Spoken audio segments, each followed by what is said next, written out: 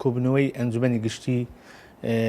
یەکێتی نیشتیمانی کوردستانە بە تاکید بۆ هەڵبژاردننی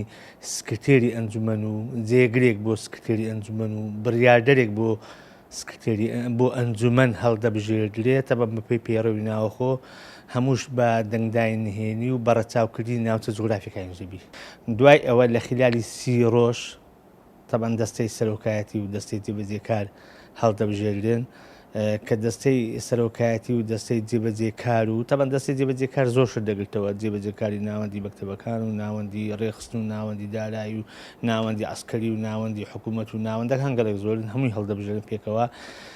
کە ئەوە هەڵبژێردا ئینجا ئەرچی ئەنجومەنی